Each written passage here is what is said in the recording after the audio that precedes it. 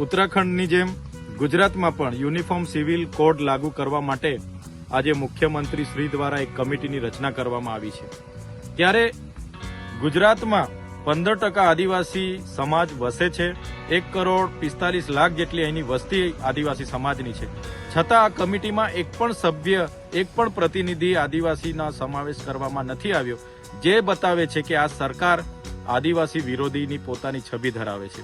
સાથે સાથે uniform civil code લાગુ થવાથી જે આદિવાસીઓના આદિ અનાદિ કાળથી જે પરંપરાઓ, જે રીત રિવાજો, જે રૂઢિઓ ચાલી આવે છે, જે છીનવાઈ જશે।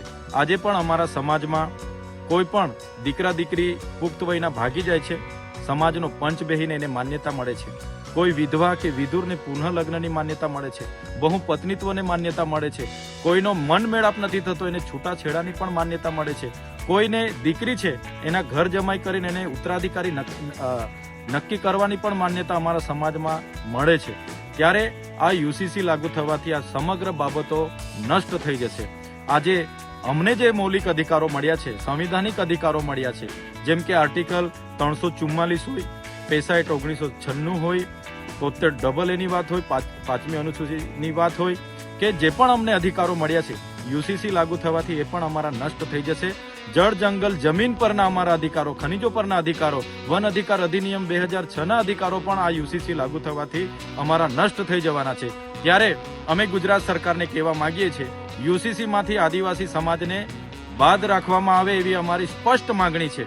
અને જો યુસીસીમાં આદિવાસી સમાજને સમાવવામાં આવશે તો આવનારા દિવસોમાં સરકાર સામે અમે ખૂબ મોટું આંદોલન લઈને ઉતરીશું અને અમારા અધિકારો, અમારો અસ્તિત્વ, અમારી સંસ્કૃતિને બચાવવા અમારે સડકથી લઈને સદન સુધી સરકાર સામે અમે લડીશું।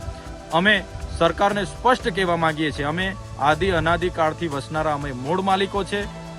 સમાનતાની મોટી મોટી વાતો કરનારી આ તમારી સરકારોએ આજ દિન સુધી આદિવાસીઓને ન્યાય નથી આપ્યો। આજે અમારી 15% વસ્તી છે, અમારે ન્યાય પ્રણાલિકામાં 15 જજીસ નથી, યુનિવર્સિટીઓમાં 15 કુલપતિ નથી, કોર્પોરેટ જગતમાં 15 ઉદ્યોગપતિઓ નથી, સેક્રેટરી સચિવાલયમાં 15 અમારા સચિવો નથી, અને દરેક ક્ષેત્ર તમે જોઈ લો, કોઈ પણ ક્ષેત્રમાં આદિવાસીઓને આજે પણ સમાનતા આપવામાં નથી આવી। આજે પણ અમારી સાથે રોટી બેટીના વ્યવહારો સુધી આ વિસ્તારોમાં નથી થતા।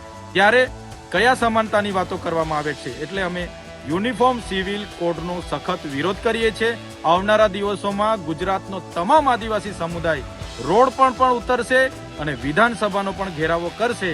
જો સરકાર યુસીસીમાં આદિવાસીનો સમાવેશ કરશે તો આવનારા દિવસોમાં સમગ્ર ગુજરાતનો આદિવાસી સમાજ રોડ પર હશે, એ અમે જણાવી દઈએ છીએ।